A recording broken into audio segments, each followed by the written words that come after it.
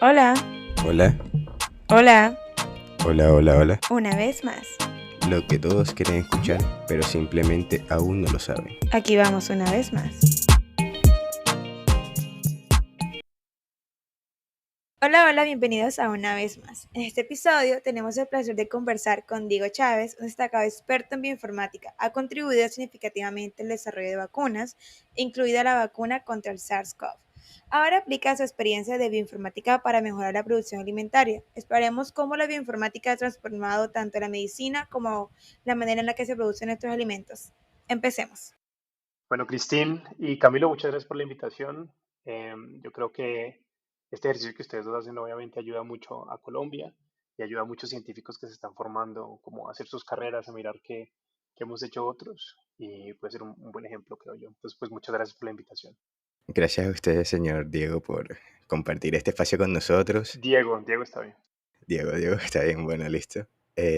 Bueno, al principio Cristina nos contaba que usted era bioinformático. Bueno, tiene una maestría en bioinformática. Entonces, yo quería que nos comentara un poco qué hace un bioinformático y qué tareas tiene relacionadas en su campo. Porque luego más adelante estaremos hablando de su área de estudio y trabajos que has realizado, pero muy enfocados a la bioinformática. Entonces, quería que nos comentara un poco qué hace un bioinformático.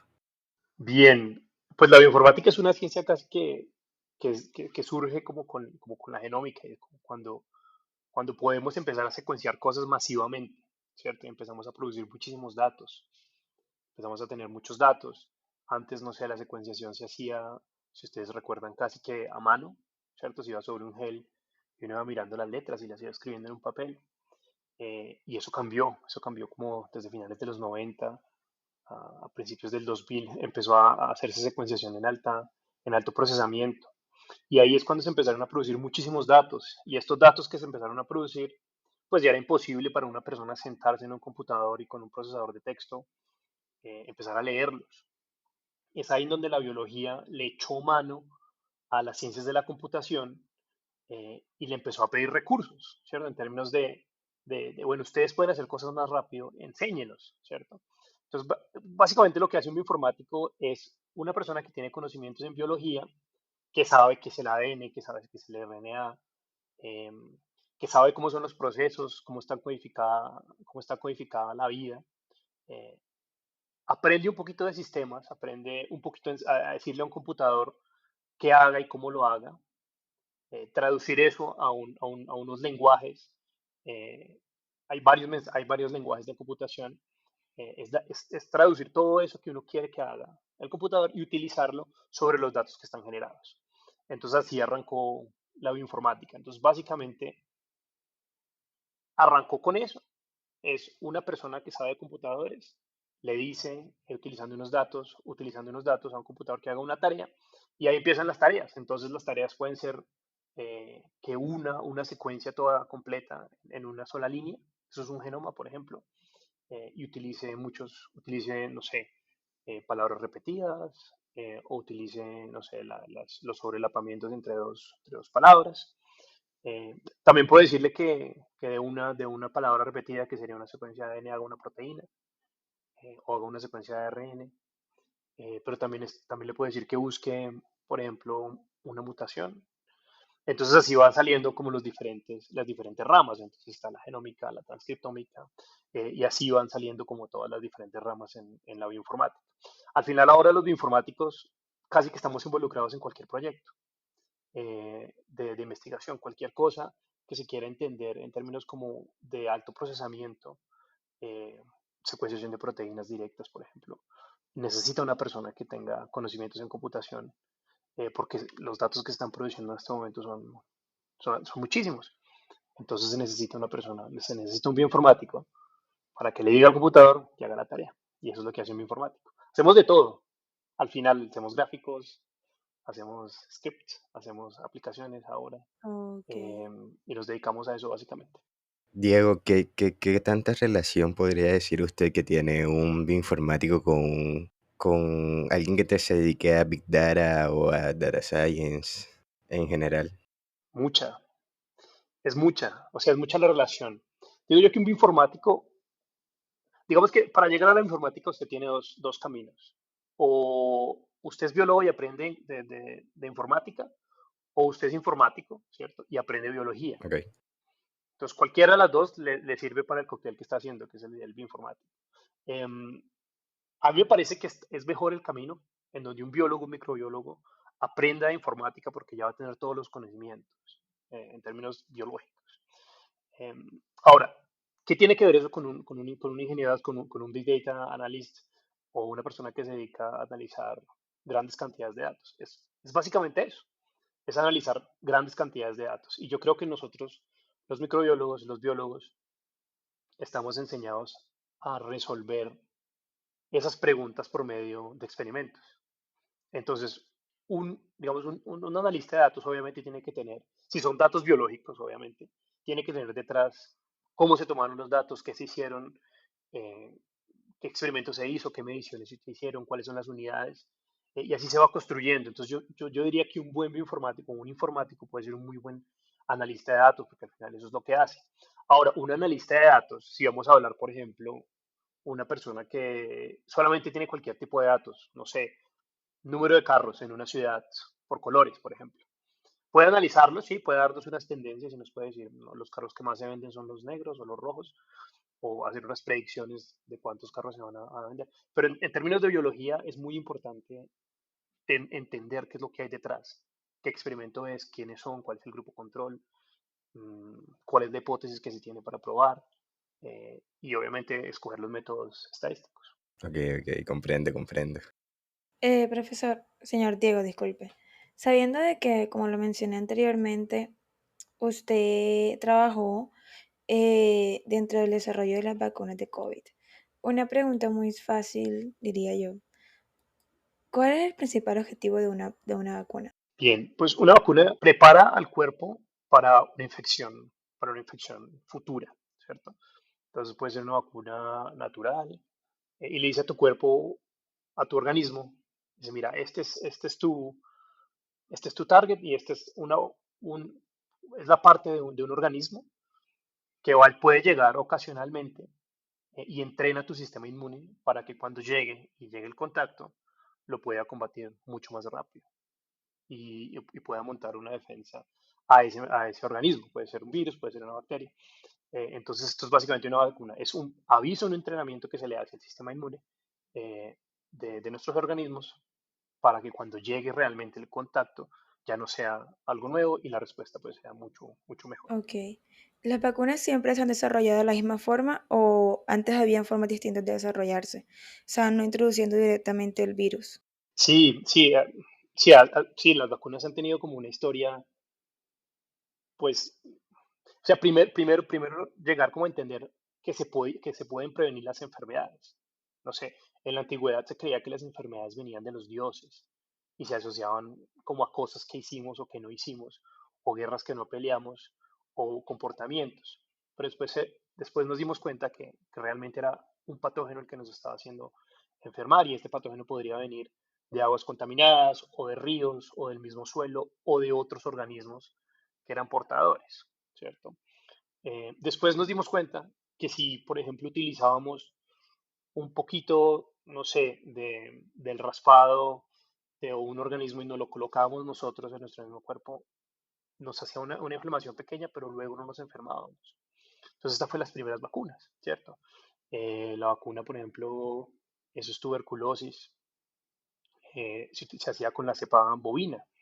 Entonces, así fuimos entendiendo que sí podemos entrenar a nuestro sistema inmune y de ahí pues empezaron diferentes desarrollos. Como tú dices, Cristín, hay veces que utilizamos una partecita nomás del organismo, por ejemplo, un virus atenuado o una bacteria atenuada, que básicamente era tomar la bacteria, colocarla en temperaturas muy altas para que se denaturara, solamente quedara, por ejemplo, la membrana, introducir esos pedacitos en los cuerpos y decirle, vea, al sistema inmune de las personas, vea, esto es contra lo que tienen que pelear en un futuro, eh, monten su respuesta inmune y estén preparados para cuando llegue. Entonces hay varias maneras, Cristina. Entonces están esas, hay maneras muy simples, que es, por ejemplo, creo que es en papiloma en bovinos, se utiliza cuando hay papiloma, se utiliza solamente un macerado del tejido, se llama una autovacuna, donde se macera el tejido, se le coloca al animal y el animal monta respuesta inmune. También hay bacterias, hay casos de bacterias iguales en donde se utilizan bacterias atenuadas, virus también.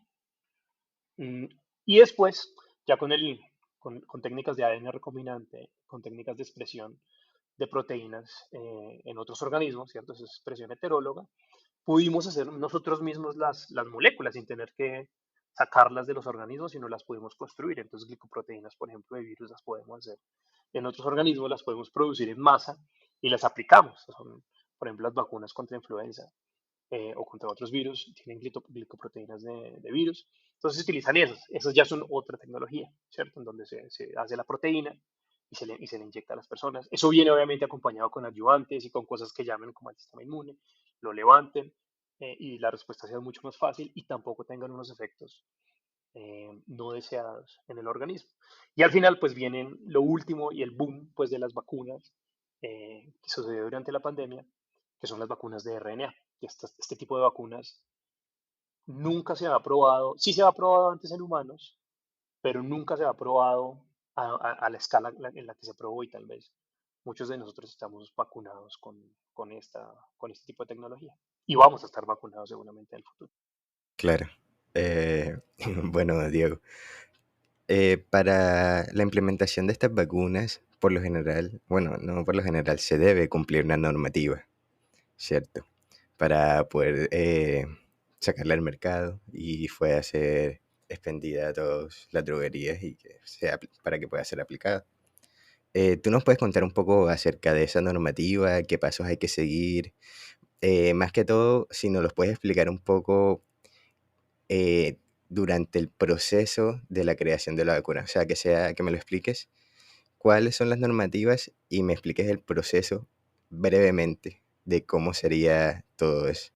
Bueno, pues este es un proceso que es muy complicado, Camilo. Este es un proceso que lleva un tiempo largo, ¿cierto? Un tiempo de pruebas y es un proceso que arranca con pruebas como a diferentes niveles, ¿cierto? Entonces Ok, están pruebas celulares, por ejemplo, pruebas que sean todas in vitro, ¿cierto? Entonces tienes una vacuna y tú crees que es una vacuna que es algo que te da una ayuda, una ayuda sí, una ayuda como es una vacuna, digamos, tienes un candidato de una vacuna, una ok, proteína, y la quieres probar, primero tienes que probar que no sea tóxica, ¿cierto? Y esto no lo puedes hacer directamente en animales, o no se debería hacer directamente en animales, lo haces primero in vitro, ¿cierto? Entonces utilizas células, ¿cierto? Un cultivo de células, eh, le colocas tu proteína y miras cuántas se murieron, ¿cierto? Eso se puede hacer, ok, mira si es tóxico, si no es tóxico. Y después de que acabes todas tus pruebas celulares, después puedes pasar a organismos, ¿cierto?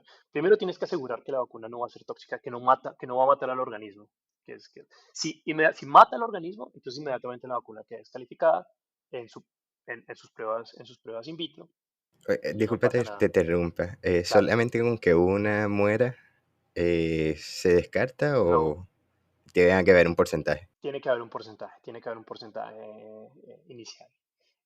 Normalmente, si hay unos porcentajes, eso sí depende obviamente de cuál es la vacuna, ¿cierto? Ok, Si es una vacuna, por ejemplo, contra una enfermedad que tenemos una pandemia y se muere una célula, no es significativo, ¿cierto? Si queremos hacer una vacuna que mejore otra que ya está en el mercado, pues tiene que mirarse esa que ya está en el mercado, cómo fueron sus claro, pruebas, ¿cierto? Si sus pruebas se llaman pruebas de citotoxicidad, eh, mostraron que mataron dos bacterias, bueno, un 2%, para ponerle en porcentaje, un 2%, pues entonces la que yo haga tiene que ser mejor. Entonces tiene que matar de 2 hacia abajo, claro. 1% o ninguna. Y ese es el primer paso, Camilo. Vale, vale. Bueno, si nos puedes seguir con la explicación que nos estabas dando, por favor. Claro. Entonces, después de eso, pues obviamente tú haces una vacuna para poder llegar a impactar a las personas, ¿cierto? Puedes Sí, tener, puedes tener una vacuna o sí, para salvar vidas, básicamente es lo que está haciendo una vacuna. Y tienes que asegurarte que sea algo seguro. Después de esto ya tú puedes pasar con pruebas animales, ¿cierto? A organismos más grandes. Entonces puedes utilizar ratones, puedes utilizar conejos. Son todos animales de laboratorio que son que son totalmente controlados y se crecen en condiciones controladas. ¿Esto qué es? ¿Esto qué significa? Que tú no puedes hacer una prueba, por ejemplo, de vacunas con unos conejos que tú tienes en tu establo o en tu finca y con otros que tienes, no sé, en otro lado. Tienen que ser todos, tienen que llevar las mismas condiciones, recibir la misma alimentación, estar en las mismas condiciones de luz, temperatura. Tiene que ser muy controlado para que lo único que cambie sea tu vacuna. Y ahí ya empiezas a mirar, aparte de que estás seguro que no lo va a matar al organismo, tienes que ya, es un organismo, o sea, es un poquito más complejo, entonces tienes que mirar que primero, pues no le afecte, ¿cierto? Si tú ves que Claro. tu vacuna, pues a nivel celular no hizo nada, pero tal vez a nivel sistémico sí vaya a hacer algo. Entonces ahí tienes que mirar, obviamente, muchas variables. Tienes que mirar, normalmente se arranca con tejidos, afectación a tejidos directos, pues primero si se muere o no, obviamente. Y después empezar a mirar todos los tejidos que tú necesitas mirar. Entonces, si es pulmón, pulmón, hígado, riñones, todos los tejidos tienen que estar ok, tiene que estar muy bien todo eso. Y después empiezas a mirar que tu vacuna tenga el efecto que tú quieres que tenga. ¿Mm? Entonces, que levante la respuesta inmune y que sea una respuesta inmune de largo plazo. Em, Ahora, puede suceder, bueno, también tienes que demostrar que si le colocas, o sea, por ejemplo, tu vacuna ya la formulaste y tienes aparte de que tengas tu vacuna, le colocas un adyuvante o le colocas algo específico para que, lo que decía anteriormente, para que llame el sistema inmune, para que lo despierte. Lo tienes que comparar con blancos, con controles negativos, en donde comparas la actividad con controles negativos y con controles positivos si los tienes. O sea, si tienes una vacuna que ya está en el mercado, pues ¿por qué no colocarla? Y ahí sí medir tu tratamiento con un control positivo para que tú sepas si está mejor o peor en la prueba, en la prueba en animales y si está mejor obviamente que el blanco y que el efecto sea significativo. Entonces, esa sería la segunda, como la segunda. Esto no es una fase clínica, ¿no? Para dejarlo pues muy claro, no es una fase clínica, todas fases de laboratorio, Ok. ¿cierto? Las fases de experimentación in vitro y las fases de experimentación con animales. Ok. Ok, ok. Usted estuvo comentando acerca de mirar los diferentes tipos de tejidos que puede afectar la vacuna. ¿Cómo miden el tiempo de afectación de estos tejidos por mediante una vacuna? Porque de pronto no afecta enseguida, por largo tiempo puede desarrollarse de una forma distinta a la esperada. ¿Cómo miden esto? Pues mira, primero hay que hacer muchas pruebas, Cristín, tienes que mirar si la vacuna, cuánto tiempo está, por ejemplo, tu vacuna activa en el organismo y cuánto tiempo llega el momento en el que ya no esté, ya no sea perceptible por alguna razón, porque se degradó, porque ya fue toda consumida o porque fue absorbida por el organismo. Entonces, normalmente se hacen pruebas, hay unas pruebas estándar, ¿no? Que se hacen primero a 10 días, 30, 40, 50, 100 días. Y si el organismo pues no reporta ninguna falla, hasta ahí está bien. ¿Esto qué lo determina? Lo determina el tipo de compuesto que tú estés utilizando. Son diferentes tiempos para compuestos químicos, para compuestos biológicos, para vacunas atenuadas, y ya hay muchos ejemplos. Ahora, los entes regulatorios, para que tú puedas pasar por unas de pruebas de las fases preclínicas, se llaman esas, a las fases clínicas, ellos ya te piden, tienen un comité de expertos que son expertos del tema, puede ser expertos virólogos, expertos bacteriólogos, o que te dicen, mira, para que te deje yo pasar a probar esto a organismos superiores, a humanos, a homínidos, tienes que tener estos experimentos y no te las aprueban. Ese es el comité, es cuando ya tú quieres pasar de pruebas preclínicas a pruebas clínicas. Entonces, Cristín, para contestarte tu pregunta, el tiempo es variable, ¿cierto? Ok, comprendo. Ok, ok. Pero nunca es un tiempo menor como es un día, Ah, dos, ok, dos, ok. porque hay comités obviamente que evalúan Ok. eso. Vale. ¿Cómo jugó la bioinformática un papel, digamos, crucial dentro del diseño de la vacuna en la que usted estuvo trabajando? No, protagonista completamente, protagonista completamente. Si no hubiéramos tenido la bioinformática, ahí no le hubiéramos podido hacer la vacuna. ¿Por qué? Porque teníamos el virus, ¿cierto? Pero no estaba secuenciado. O sea, el virus necesitó empezar a secuenciar. Y cuando yo llegué a la oficina, eso fue, no sé, a principios de enero del 2020, tal vez a finales de enero, ya salieron los genomas secuenciados. En el momento que el genoma del virus sale secuenciado, esto pues se dio porque ya había métodos de secuenciación muy rápido. Aquí salió un método de secuenciación que es un método de secuenciación de tercera generación, que es nanopore, en donde ese sistema de secuenciación jugó un rol muy, muy importante en el desarrollo de la vacuna y en el desarrollo de las pruebas diagnósticas también.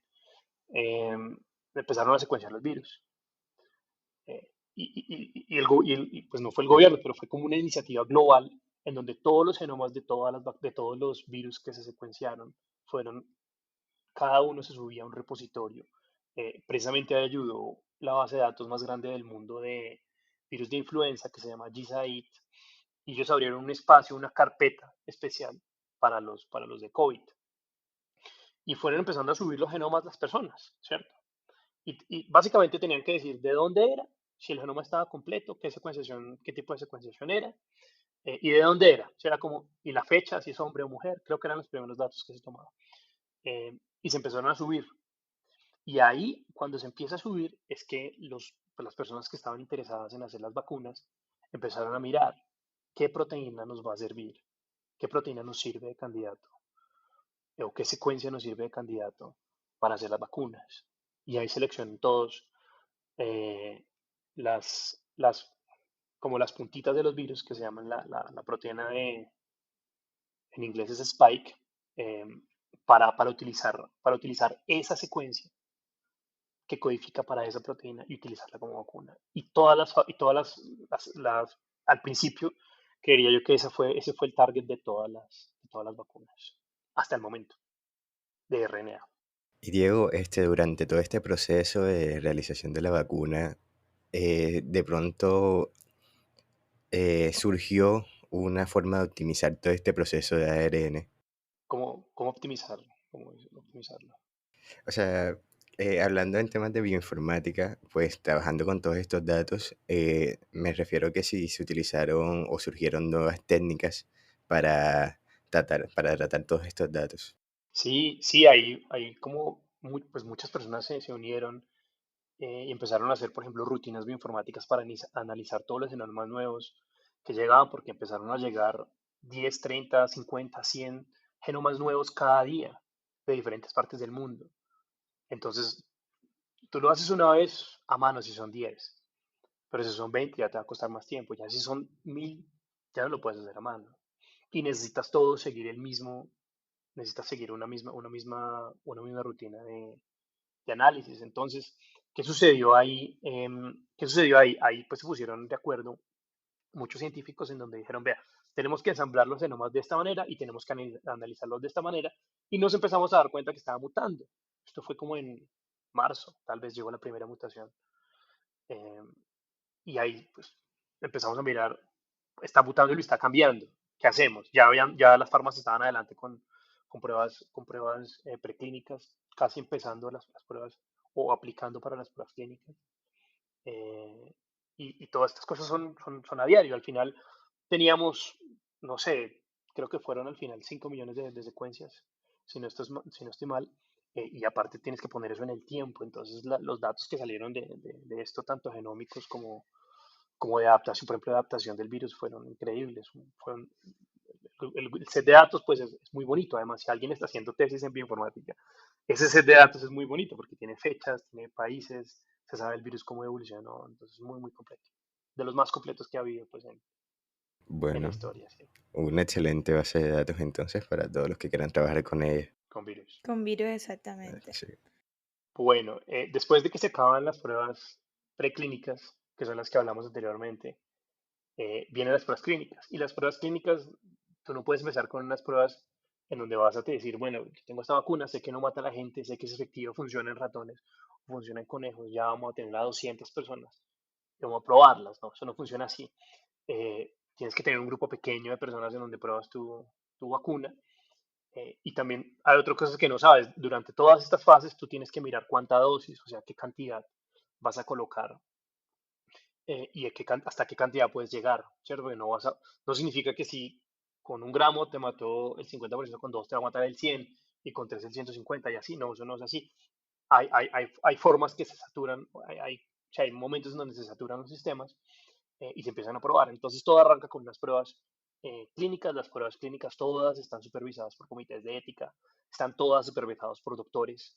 Una prueba clínica solamente puede estar dirigida por un doctor, por un médico, y ese médico no tiene que hacer parte de por ejemplo, yo me llamo, no sé, vamos a poner La una empresa, corporación, sí, la ok. empresa A, Tiene que ser ¿cierto? un ente Que quiero sacar esta externo, tiene que ser un vacuna. ente externo al equipo que está desarrollando. Exacto, porque la prueba clínica tiene que ser una prueba que no tiene ningún sesgo. Entonces tú tienes que llamar a un doctor cualquiera, ojalá que sea un doctor reconocido, ¿cierto? Si estás probando, no sé, una vacuna para problemas cardíacos, entonces pues tienes que ser ojalá que sea un cardiólogo, porque es la persona que la dirige. Claro, una persona Y esa especializada. persona, exacto, una persona especializada, y esa persona es la que dirige la prueba clínica. Y ahí se empieza a hacer un diseño. Entonces, en la prueba clínica, ¿qué es lo que quieres probar en la primera fase?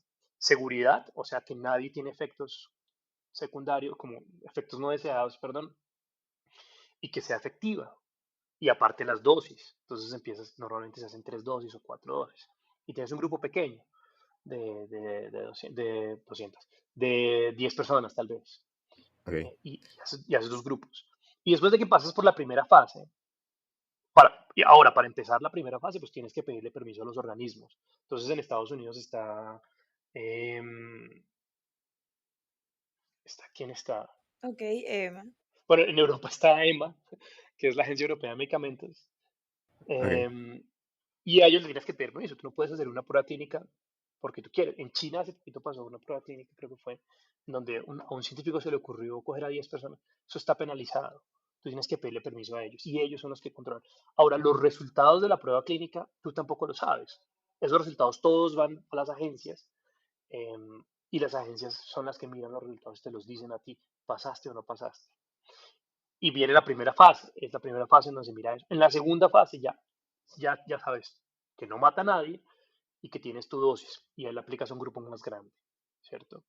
Y en la tercera fase haces una prueba muchísimo más grande. Estamos hablando en la tercera prueba, en la tercera fase, estás haciendo pruebas de más o menos en 50.000, 40.000 personas, 30.000 personas. Tiene que ser, obviamente, tú no puedes aplicar una vacuna en un sitio en donde todos están vacunados, porque no tiene sentido. Tienes que ir a sitios en donde algo es endémico o donde encuentres la menor cantidad de personas para que tú realmente midas la vacuna. Entonces, el Ok. mensaje para todos los que están escuchando es que una vacuna, antes de llegar a ser aplicada al cuerpo, tiene que pasar por todas las pruebas, tiene que estar aprobado por todos los comités, que no son solamente una persona, sino yo le calculo que en esa aprobación tendrán que ver unas, no sé, 500 personas. Y todas tienen que unirse a un consejo en donde dice la vacuna tiene una eficacia, al final se reduce en ese número, tiene una eficacia del 30, del 40, del 50, del 100%, y al final el organismo regulador es el que decide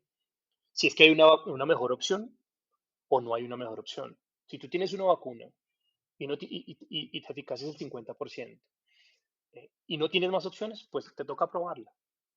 Pero si Claro, tienes esa una sería vacuna la que te mejor da el opción. 5, exacto, si tienes una que te da el 50, la nueva del 50 y la antigua del 60, pues no, pues Cl- tienes que llegar, Claro. tienes que subir Ok. y así. Entonces este es el proceso. Yo tengo una pregunta. Antes nos comentabas que, bueno, iba creciendo la población en la que iban a probar la vacuna, pero ¿cómo eligen a esa población? Ya nos comentabas que tenía que ser una población que claramente no estuviese vacunada, pero ¿qué otros factores se tienen en cuenta? No, es que realmente la aplicación y la selección de la población a la cual se le va a aplicar eh, es objetivo, por ejemplo, de la prueba clínica. Tiene que pasar tú tienes, antes de hacer la prueba clínica, tienes que saber a qué población va. Entonces tú tienes que decir hombre, mujer, ¿cierto? O solo hombres o solo mujeres, dependiendo de lo que estés probando, ¿cierto? De tantos a tanta edad, que tengan estos y estas condiciones, que no hayan tenido estas y estas enfermedades. Entonces hay se llama los factores de selección en donde tú antes de hacer la prueba clínica tienes que decir cuáles son los factores que tienes que tener, ¿cierto? Hay muchas pruebas clínicas que tienen tantos factores que nunca pasan a tener la cantidad de personas que se necesitan, porque alguna persona, pues no cumple con los factores, y si no cumple, no funciona. Es una prueba descartada, porque Ok, tiene que cumplir los factores para que sean sometidos, para que entren a la prueba clínica. Y eso pasó mucho en Claro, COVID. para que el muestreo sea equitativo, o sea, en igual de condiciones y que no haya, digamos, discrepancias y por ello no se dañe el estudio. Exacto. Por ejemplo, si tú tienes una persona y tú para probar vacuna tienes que, esa persona nunca antes tuvo que haber recibido una vacuna y la recibió, pues porque la recibió, inmediatamente esa persona se tacha del estudio, Ok. inmediatamente. O no sé si, Pero, o sea, se refiere a que no haya recibido ningún tipo de vacuna con anterioridad o específicamente a la vacuna con la que están tratando. no a la que está tratándose, pero como te digo, eso se hace Ah, ok, antes, ok. antes de que vaya al campo, de que se vaya al campo. Entonces, tú dices, yo quiero hacer una prueba, no sé, una vacuna, quiero probarla. Por ejemplo, en Colombia tuvimos pruebas clínicas de tercera fase para las vacunas de COVID.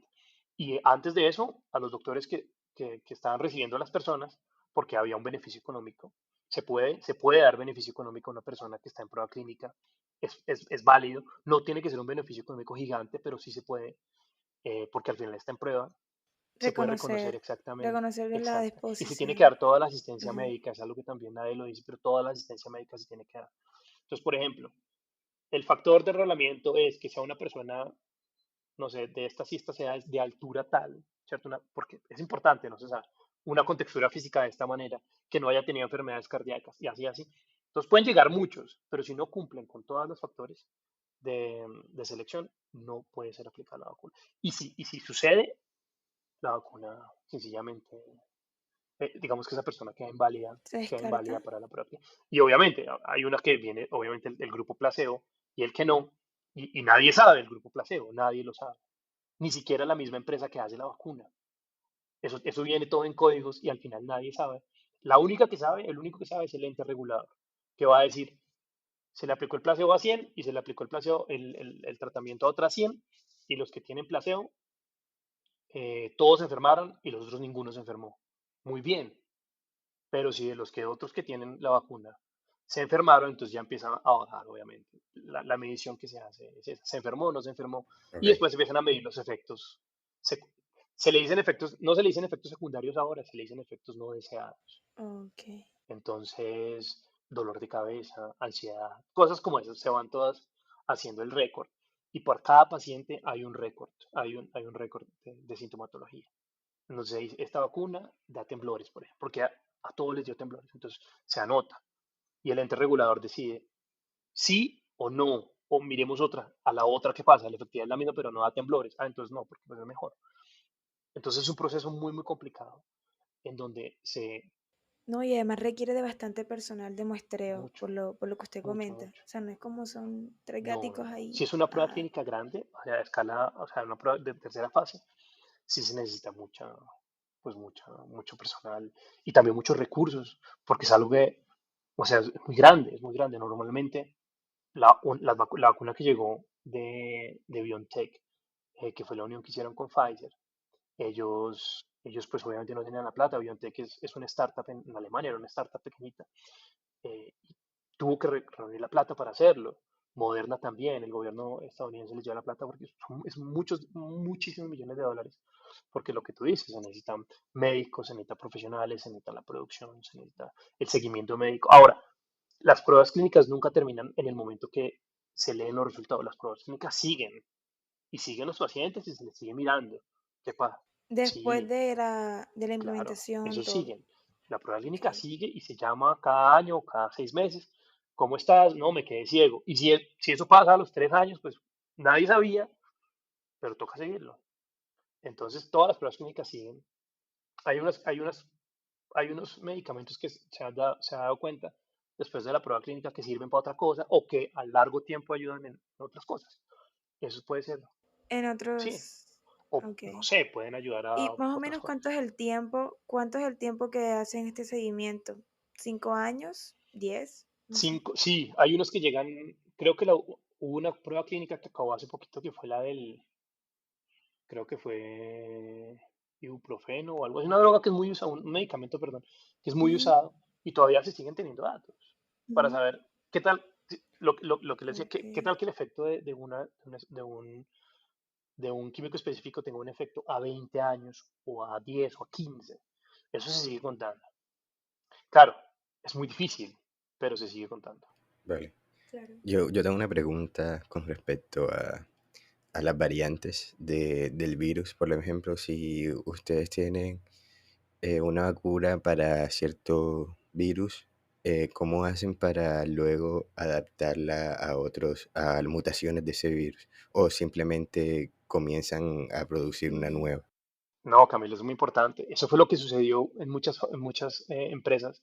Hicieron la vacuna pensando en uno, pero cuando ya la aplicaron a la gente ya eso había cambiado y la efectividad pues bajaba porque el virus se adaptaba, ya no, ya era otra Ya proteína no hacía el mismo diferente. efecto, Exacto. Entonces claro. muchas de las ¿Y fármacos, eso cómo lo contrarrestaban? ¿Cómo fue no, contrarrestado ese factor? Cristina, no, eso no se contrarrestó.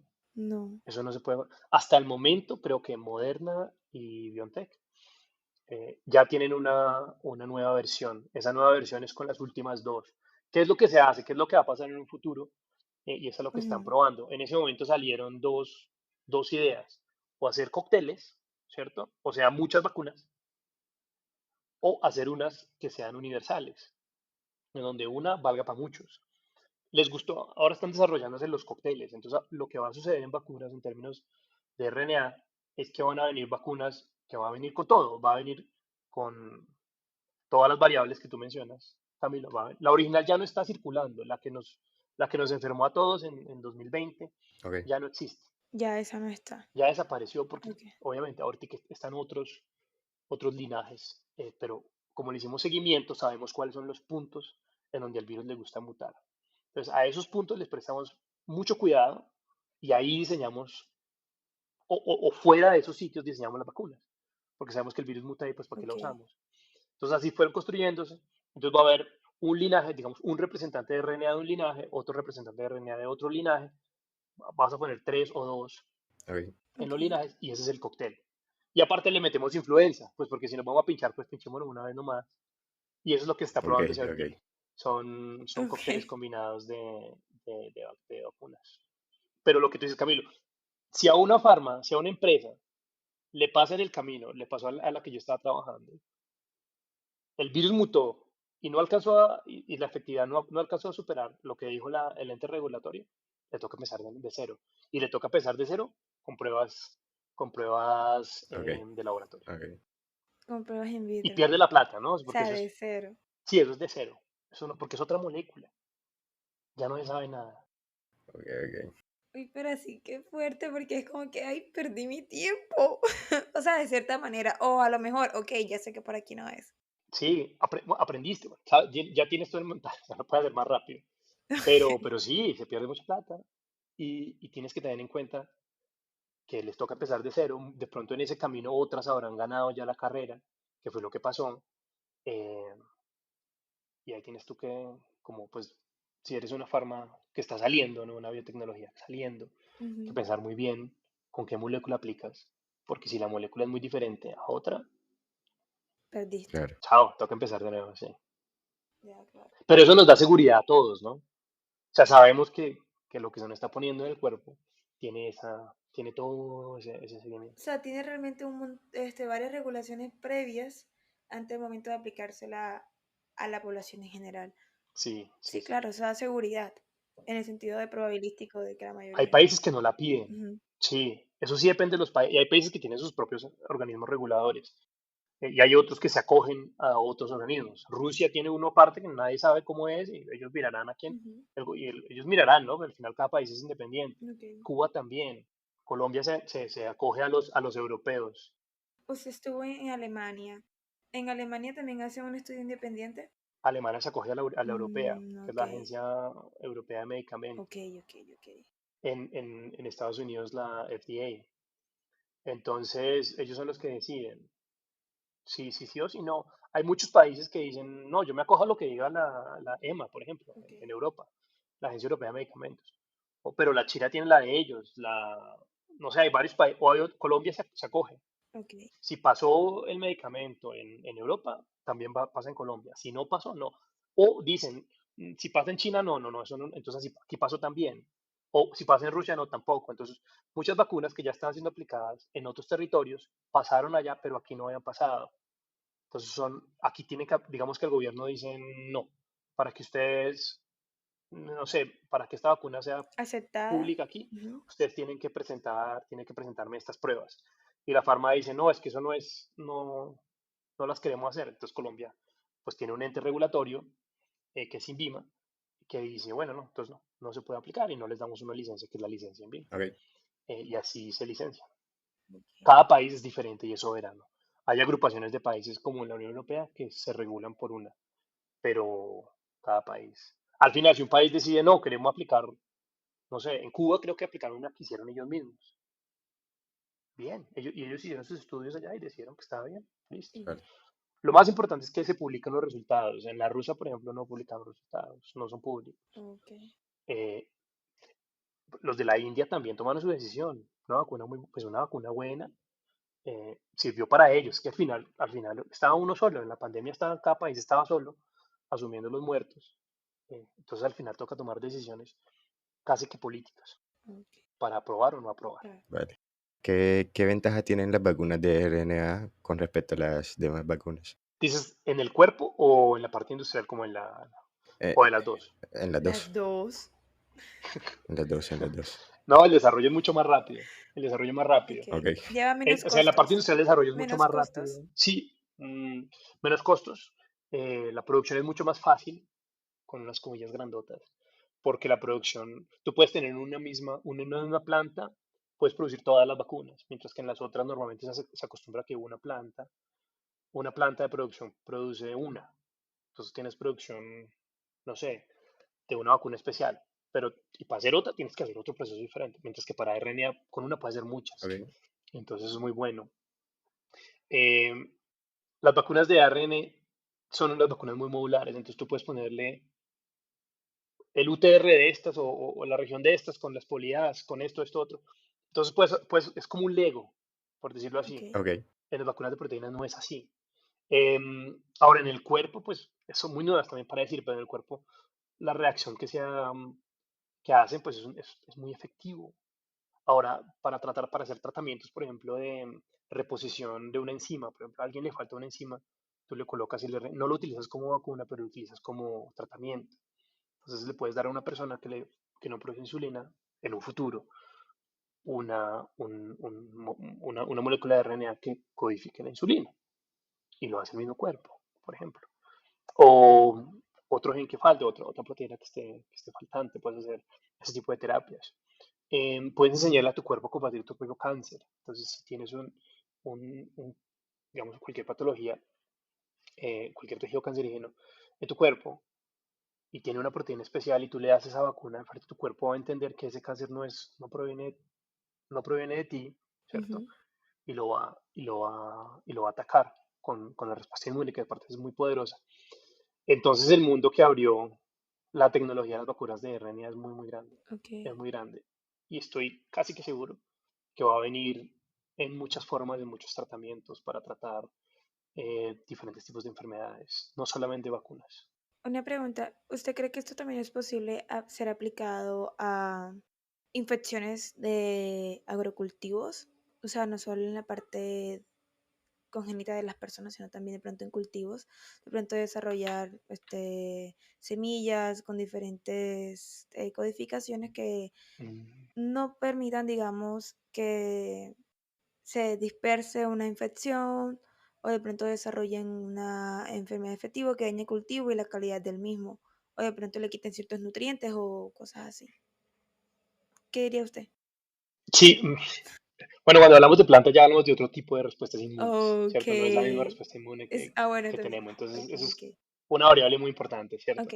Si hablamos de las respuestas inmunes como las de nosotros, vamos a hablar de organismos más cercanos, Ujú.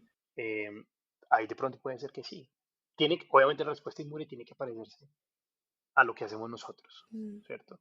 Eh, si se puede escalar a otros tipos, yo creo que sí. Yo creo que sí. Podemos utilizar otros organismos Pero el modelo sería similares, ¿no? A diferente, el nosotros. modelo sería diferente. Cambia, claro, porque tiene que utilizar los sistemas de expresión que utiliza el organismo. Entonces no podemos utilizar los mismos sistemas, aunque compartimos el ADN, ¿cierto? Aunque compartimos el código genético, perdón, con, no sé, con homínidos, obviamente sí, pero con otros organismos, otros mamíferos, digámoslo, el uso de los codones es diferente. Entonces vamos a hacer vacunas, por ejemplo, no sé, otra enfermedad em, en otro tipo de organismos, en vacas, por ejemplo. Ok. Eh, se podría, yo creo que se podría utilizar. Y yo creo que va a suceder. Ujú, Aparte de todo, yo creo que va a suceder. ¿Cuándo? Para saber eso, toca mirar las startups de hoy ujú. en qué están investigando, porque esos van a ser los avances de los próximos 5 años. Y muy seguramente gente investigando en eso, en aplicar vacunas en animales que tengan, pues que sean de RNA. Ok, Lo que pasa es que ya para animales ya se rigen otro tipo de procesos y no hay pruebas clínicas ni nada de esas cosas, pero hay comités de ética. ok, Ok, ok. interesante, interesante. ¿Cómo pudieron evaluar más adelante la eficacia y la seguridad de esta vacuna utilizando herramientas y técnicas de la bioinformática? Pues mira, la bioinformática no te iba a poder decir nunca Ok. si es que la vacuna iba a funcionar o no, ¿cierto? Porque ya tiene que irse a una prueba clínica. Te podía decir que te iba a funcionar, que no te iba a funcionar. Eh, Conociendo la biología del RNA, tú podrías calcular según tu secuencia. Acuérdate que el código es degenerado, entonces tú puedes tener la misma proteína por diferentes caminos, ¿cierto? Puedes hacer diferentes combinaciones de codones. Entonces mucha gente empezó a jugar con estos codones. Entonces ahí fue importante la bioinformática, porque entonces unas personas tomaron la decisión de utilizar codones de uso frecuente, otros poco frecuentes, mm, otros empezaron a utilizar eh, otro tipo de nucleótidos, ¿cierto? Que son nucleótidos modificados. Adelante, bueno, los que conocen la biología del RNA saben que el RNA no es solamente el RNA cisulinar, tiene muchas cosas adicionales, como por ejemplo las cadenas de las poliadeninas que están al final, qué tan largas son. Por ejemplo, al final hay algo que es un arreglo que tiene, que es como una gorrita que se llama el 3-cap. Em, entonces, la bioinformática ayudó mucho a seleccionarlo. Tiene UTRs, por ejemplo, también, adelante y atrás. Tienen 5' y 3'. Y esas son todas cosas que se decidieron informáticamente, Cristín. Entonces, de una colección gigante de UTRs, ¿cierto? Que se tenía. Ahora, tienes la secuencia, obviamente. Sabes a qué le quieres pegar, pero ¿y ahora qué le pongo yo, qué le pongo yo para hacerlo más rápido? Para que el organismo lo entienda más rápido. eh, Vamos a ponerle diferentes UTRs. Entonces ahí estaba la pregunta siempre, ¿qué UTRs le metemos? ¿Le metemos UTRs de proteínas que se expresan más o que se expresan menos? Entonces habían unos muy conocidos, otros desconocidos. Le metemos, si la secuencia normal es esta, se la cambiamos, le metemos esta otra. Entonces la bioinformática fue crucial. ¿Por qué? Porque tomó estos UTRs, por ejemplo, yo me acuerdo hacer análisis en donde teníamos una lista de todos los UTRs con sus niveles de expresión y seleccionar y decirles a los que diseñaban las vacunas, vea, estos son los que mejor se expresan, ustedes tomen la decisión o hagamos experimentos para que ustedes seleccionen la mejor combinación de UTRs. ¿Mm? Em, entonces ahí la bioinformática jugó casi que es un papel protagónico, yo creo que para tomar decisiones de peso, porque muchas de estas combinaciones o no llegaron a ser verdad o no llegaron a pruebas clínicas y no se quedaron Ok, en todas en preclínicas porque no eran tan eficaces como se pensaba, o están en nuestro cuerpo, cuando las dieron como vacuna. vale, vale. Diego, bueno, ya hemos hablado varias veces de RNA y de algunos de sus procesos, pero yo quería preguntarte específicamente por la transcripción de RNA, ¿en qué consiste? Pues la transcripción es el paso en donde pasamos de DNA a RNA, básicamente, Ok, ok, ok. ¿no? Y lo transcribimos. Y cuando se pasa pues, de RNA a proteína, pues traducción, donde le damos sentido, digamos, a eso. Es como lo que se conoce como el dogma. Pues el dogma va en un sentido, ¿no? O sea, el dogma dice que tú llegas de ADN, pasas a ARN, y de RNA a proteínas. Es el dogma Ok, de la biología molecular. Pero acá queremos hacerlo para el otro sentido, ¿cierto? O sea, queremos romper ese pedazo, no darle el DNA, sino darle el RNA a una célula que lo tome, que ya es difícil, y que utilice eso para hacer una proteína. vale, vale, Ok, vale. o sea, eso específicamente en la creación de vacunas se refiere a usted. Sí, sí, sí. Ok, ok. Ustedes, en el estudio de la regulación de la vacuna, también hicieron pruebas, no sé, de pronto con otro tipo de bacterias, se comentó la parte de los UTR y demás, eso más que todo en qué consiste, como para la parte de amoldamiento, por así decirlo, de la vacuna. Dices si utilizamos, o sea, Bacterias, nosotros utilizábamos, por ejemplo, sí, por eso me refiero. no, bacterias no. Sí, bueno, sí, no, tienes razón, Cristina. O sea, se utilizan bacterias para Ujú. la producción de ellos, ¿cierto?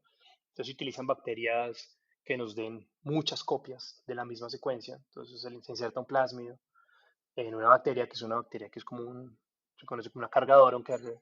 Sí, o sea, más que todo como que el papel de ellas dentro del proceso. Digamos que en vacunas, si me estás preguntando por las vacunas, hay dos maneras de producir a gran Sí, escala, ¿cierto? ajá, La primera es utilizando bacterias ok. recombinantes, ¿cierto? Es tecnología de ADN recombinante, se utiliza E. coli, y en E. coli le cargas el plasma que quieres que haga y empieza el plasma a producir muchas copias. Al final sacas el plasma y ya tienes tus copias y después le puedes colocar lo que tú quieras. Hay otra manera, que es una manera que es por vía PCR, en donde tú utilizas el fragmento que utilizas como molde y de ese fragmento haces muchos. Son dos vías. En la primera es la más confiable tal vez, en donde tú fermentas básicamente tu bacteria para que te produzca el plásmido y en el plásmido está codificada la secuencia que tú quieres poner. Entonces, si tuvo un valor como un rol crucial también, aquí en esta pandemia o en esa producción, toda la tecnología de DNA recombinante y de biología molecular fueron casi que determinantes. Si hubiera pasado en el 90 o en los 80, no hubiéramos podido hacerlo. ¿Usted cree que, bueno, con todo lo que pasó con el COVID, estaríamos listos para una próxima pandemia y que de pronto suframos menos estragos? Sí, yo creo que ya estamos. Sí, necesitamos. Definitivamente la tecnología de RNA necesitaba una pandemia para poder ver la luz. Em, pero yo creería que sí, Camilo, si estamos listos. También ver la importancia del estudio, ¿no? Sí, claro. O sea, igual no, digamos que esa pandemia, obviamente, cada pandemia es un proceso de selección y de presión que tenemos los humanos, ¿cierto?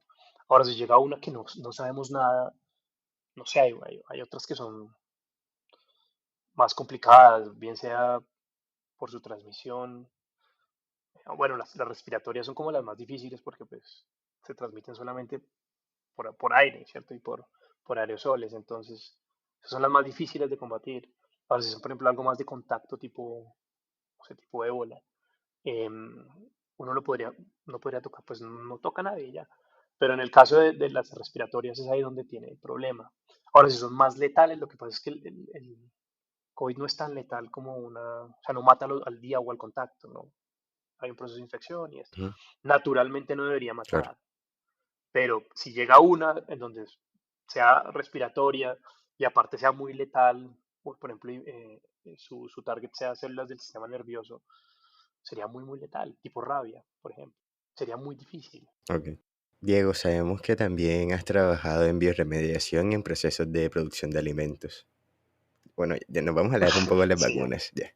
Pero entonces, pero vamos a seguir hablando de dale, bioinformática. sí. Estamos cambiando el horizonte. Entonces, sabiendo que usted tiene experiencia también en esos campos, quería preguntarle cómo se aplican estas herramientas bioinformáticas en la producción de alimentos y cómo se garantiza bajo la bioinformática que estos alimentos cumplen la calidad bajo toda esta cadena de suministro. Bueno, en alimentos realmente no tengo mucha experiencia como como desde la bioinformática, ¿cierto? En bioremediación y Ok, básicamente como en Ok. ecología microbiana, ambiental, tal vez. Sí, obviamente, claro, la informática te puede responder preguntas que son las preguntas que hacemos normalmente como humanos, en donde queremos mirar un sistema. Cambia obviamente el organismo, ¿cierto? Si tú te imaginas llegando a una isla desierta, pues quieres saber qué es como biólogo, ¿no? Quieres saber qué especies hay, cuántas hay, de qué comen, quién preda, quién es el predador de quién es el blanco, em, cómo es la dinámica, ¿cierto? Hay unas que de pronto salen en invierno y se duermen en verano, o al revés. Entonces, esas son las preguntas que puede responder la bioinformática en cualquier ecosistema. ok. Entonces, si vamos a la bioremediación, por ejemplo, eh, no trabajé directamente, pero asociado, digámoslo así, sitios contaminados. Entonces, la bioinformática llega, o no la bioinformática, la biología llega al sitio y quiere saber qué bacterias hay, cuántas hay, que comen esas bacterias. ¿Será que hay una que come petróleo o hay una que come gasolina o bueno, el agente contaminante? Si sí está ahí, ¿qué vías metabólicas se utilizan? ¿Será que la podemos aumentar para remediar esto más rápido?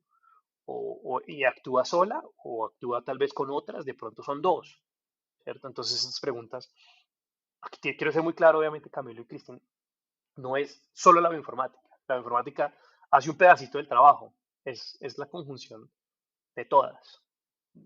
También la microbiología como tal, si hablamos de bioremediación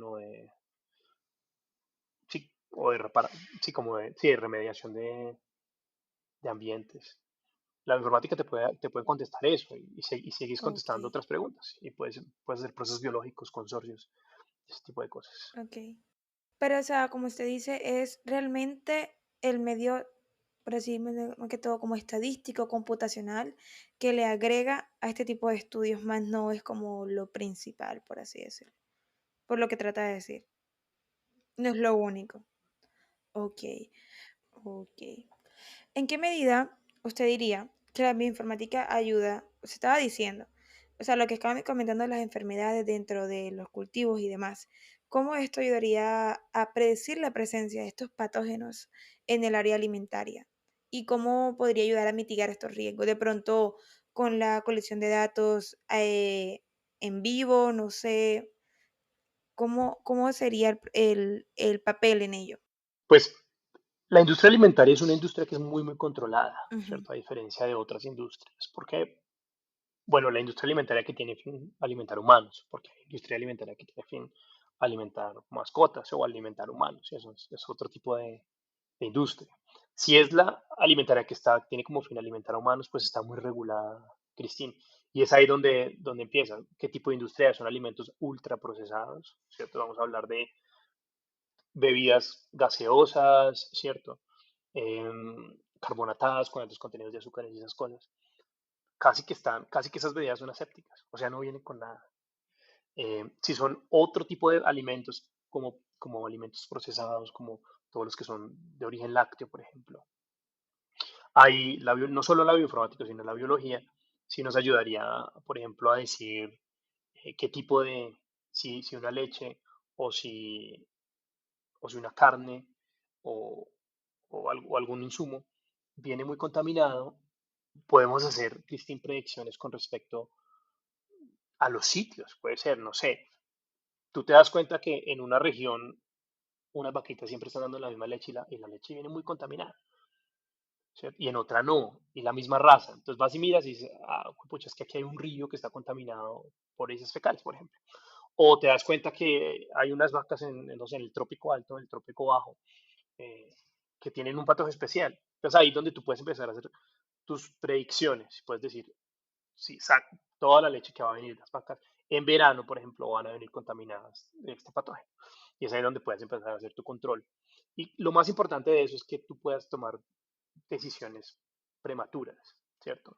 Bien sea porque es un patógeno que no quieres incluir en tu producto, porque, porque te va a dañar todo el insumo y te va a tocar tirarlo a la caneca porque pues, por regulación no puedes y no te interesa, o porque puede ser un producto muy bueno, puede ser un producto, volvemos a carnes o volvemos a leche, en donde la contenida de proteína es muy alta. Entonces dices, ves, la leche está muy buena, eh, tiene alta proteína, quiero más de ahí, y empiezas a mirar por qué y puedes hacer este tipo de predicciones. Pero si no tienes los datos, que es lo más clave, no puedes hacerlo. Entonces ahí es donde los datos cobran importancia y es lo primero que se tiene que hacer, tener datos. Es lo primero también que se mira para poder actuar. Sí, tienes que tener datos. Si no tienes los datos, no puedes decir. Es igual, si tú quieres saber, si tú quieres hacer predicciones en cuánto tiempo te pasa tu bus, pues tú tienes que sentarte un mes antes y anotar las horas en las que pasa tu bus, ¿cierto? Los tienes todos, Ujú. Claro. corres tu predicción y dices, ah, el bus pasa cada 13 minutos, con una confianza de tanto y de tanto, y sabes que es el tiempo. Y la predicción te da o no te da y sigues tomando tus datos. Si no hubieses tomado esos datos, no hubieras podido saber nada. Ok. Claro. Entonces, bueno, podríamos decir que la bioinformática tiene un papel crucial entonces en la producción, en la sostenibilidad y en la eficiencia, en la seguridad de todos estos procesos, ya sea hablando en términos de bioremediación o de producción de alimentos u otros como en este caso de las vacunas. Sí, sí, sí. Digamos que ahí estamos revolviendo dos cosas, ¿cierto? Una cosa es la producción de algo, ¿cierto? En términos industriales, y otra cosa es como la investigación de un ambiente específico y determinado. Si tú quieres, yo diría que la informática tiene mucho que hacer en la investigación, ¿cierto? Del sitio contaminado, o ahí tiene mucho que ver. Si es como más que tú quieres saber lo que hablamos de saber si un organismo te da más o menos que otro, algo así, ahí es un poquito más de análisis de datos, ¿cierto? En Ok, donde no necesariamente tienes que saber de biología, pero tienes que saber de análisis de datos, ¿cierto? Tienes que saber hacer modelos predictivos, tienes que saber hacer y conocer tus datos también, ¿no? claro. Entonces, si es crucial en los dos, yo diría que en la primera es mucho más importante. En la segunda tienes que, no necesariamente tienes que ser un informático, pero tienes que ser un buen analista de datos, con Vale, sentido común. vale. Ya, ya para ir terminando, quiero que nos comente un poco de un trabajo que usted tuvo, en el que estuvo trabajando, pues, hace un tiempo y tiene que ver con la nariz. Sí, sí, ¿qué quieres que ¿Qué, me... qué nos puede contar sobre eso? Es raro porque no muchas personas nos dicen, ay, estuve haciendo un trabajo con respecto a la nariz y las bacterias que se encuentran en ella. Sí, pues esa fue mi tesis doctoral, Cristina. Bueno, Esa cuéntenos fue mi sobre eso. tesis. No, esa fue mi tesis doctoral y es un trabajo que no hice, digamos que fue una unión de diferentes institutos en Alemania en donde nos interesamos por conocer la nariz, ¿cierto? La nariz de los humanos. ¿Y por qué es interesante la nariz? Porque si tú lo ves como ambiente, es un ambiente es un ambiente que es muy variable, porque la nariz cambia, o sea, los organismos que tienes viviendo en tu nariz, o en tu boca, o en tus oídos, ¿cierto? O en tu piel, van a estar influenciados por muchas cosas, por el champú que utilizas, por el jabón que utilizas, por cómo son tus hábitos, por en qué clima vives, pues tienes mascotas, si fumas, si no fumas. Entonces, ahí precisamente eso es lo bueno de ese ambiente, es un ambiente tan cambiante, eh, comparado, por ejemplo, no sé, con el microbioma intestinal, sin compararlo, ¿no? El microbioma intestinal es obviamente mucho más complicado, el nariz no es tan complicado. Eh, y eso era, digamos que la primera pregunta que queríamos resolver. No éramos los únicos que lo estábamos haciendo, pero queríamos saber qué bacterias viven en la nariz. Y es que en la nariz vive uno de los patógenos más conocidos, que se llama Staphylococcus aureus, y se cree que en todo el mundo el 30% de nosotros somos portadores de Staphylococcus aureus. Y Staphylococcus aureus pues, es una bacteria que pues, vive también en el cuerpo, ¿cierto? Em, pero Staphylococcus aureus puede ser una bacteria que puede tener una resistencia a antibióticos y puede causar muerte. Entonces, nosotros preguntamos, "Güey, ¿y por qué si la tenemos en la nariz? ¿Por qué es tan importante? ¿Por qué, por ejemplo, vive ahí y no hace infecciones ni nada? Entonces empezamos como a mirar eso. Y eso básicamente fue mi trabajo de grado, en donde yo miraba las poblaciones. No es la única. Haz de cuenta que es un zoológico, pues no es un zoológico, pero tienes 8 o 9 bacterias viviendo en tu nariz. Y aparte, no hay mucha diferencia entre las narices de las personas, entre los organismos que viven ahí, obviamente, en las Ok, narices. entre los organismos. Entre los organismos, sí. Ok. Y hay unos que tienen más, menos Staphylococcus aureus, otros tienen otro tipo. Y algo muy bueno que salió de ese trabajo es que se dieron cuenta que cuando había Staphylococcus aureus no había otra. Y cuando había esa otra bacteria, no estaba Staphylococcus aureus. ¿Y qué fue lo que pasó? ¿Qué fue lo que descubrieron? Esto lo descubrieron en Tübingen, un profesor que está en el mismo grupo, pues descubrió que la otra bacteria producía un antibiótico que controlaba Staphylococcus aureus. Y en este momento, a estas alturas de la ciencia y del tiempo, encontrar un antibiótico natural, eso es muy importante. Porque ahorita los antibióticos saben que tenemos crisis de antibióticos, las resistencias bacterianas están creciendo de una manera increíble. Y encontrar un antibiótico que pueda tener una actividad contra un gran positivo eh, es, es algo muy importante. Entonces esta persona se dio cuenta. Eh, no se esperaba, claro que sí, y fue algo así como, mira, esta bacteria está presente y cuando esta está presente, esta no, ¿qué estará produciendo? Es un antibiótico. No, un trabajo muy bonito publicado, pues un antibiótico nuevo, muy bueno, y están mirando, pues un antibiótico tiene una carrera larga, al igual que las vacunas, para tú poder aplicar un químico, un antibiótico a llegar a aplicación humana, pues recorre un camino muy largo, vamos a hablar de 10 años. Em, si no viene una pandemia, de pronto viene una pandemia en donde ese sea el que se necesita y nos toca brincarme un poco de normas para usarlo. Ok, Entonces eso fue el trabajo y me parece muy bonito contarlo, porque es un trabajo que arranca con algo muy básico, unas preguntas como muy curiosas, pero terminan dando un aporte a la ciencia, a la humanidad casi que muy, muy grande. Claro. Ese fue mi claro, trabajo claro. entonces. No, No, pero pero súper chévere. chévere, dando Sí, no lo hice vueltas. yo, ¿no? Yo les digo, no lo hice, está en el grupo, yo hice otra partecita pequeña, Ajá, en donde miramos qué era el rol de la bacteria, cómo estaba viviendo ahí, qué comía, cosas de esas. No, pero cosas aún de esas así. así, bastante interesante. Sí, sí, sí. Una pregunta, ¿usted qué consejo le podría dar a alguien que le gustaría ser bioinformático? Así como usted. Que es el momento preciso para hacerlo. Tiene que, no, Que los tomó una bioinformáticos, buena decisión. tiene que tomarlo ya, sí. No, que lo haga, y que lo haga, y que si usted, amigo mío que nos está escuchando en este momento, está pensando en si estudiar bioinformático, no hágalo, sí hágalo. ¿Por qué? Porque la informática le va a servir a usted para muchas cosas, no solamente para entender la biología, para saber y ser investigador, aparte se vuelve independiente, eh, también le va a servir para analizar datos, le va a servir para hacer modelos predictivos, para entender fenómenos, fenómenos artificiales como el del bus o fenómenos naturales. Entonces, la informática le da a uno muchas herramientas y nosotros que somos biólogos, pues, o microbiólogos, o estudiantes o profesionales de la biología, pues somos muy curiosos y queremos entender muchas cosas. ¿Y qué mejor manera de hacerlo por medio de métodos matemáticos que nos permitan y que nos ayuden a entender esos fenómenos? Entonces, no, motivación completa, empezar a entender los computadores, que es muy importante, cómo pienso, no cómo piensa, sino cómo actúa un computador, qué son las decisiones que tiene, cómo se puede interactuar con ellos, con qué lenguaje se le habla a un computador, le hablar, bueno, no sé todavía, yo hasta ahora no se puede hablarle en ningún idioma diferente a los idiomas de los computadores a los computadores. Ok. Entonces, ¿qué lenguaje le gusta más para hablar al computador? Y empezar a entender ese mundo, que es muy lindo. Cómo se arma una base de datos, cómo se interacciona una aplicación. Bueno, entonces ese es mi Qué consejo, bueno. que se metan de cabeza. O sea, sin mente. Y ya para terminar, Sí, nuestra no con mucho. pregunta favorita es, ¿qué idea futurista o invento le gustaría que se inventara o que existiese? Puede ser cosas de ahora, de pronto su deseo íntimo secreto de niño o algo que ahora mismo piensa. Lo que usted desee, No, lo puede pensar. pues mira que hay una en donde yo trabajaba precisamente, ellos hicieron una máquina que es una impresora de RNA. ¿Qué es lo que hace? Es una máquina gigante, ocupa un cuarto completo.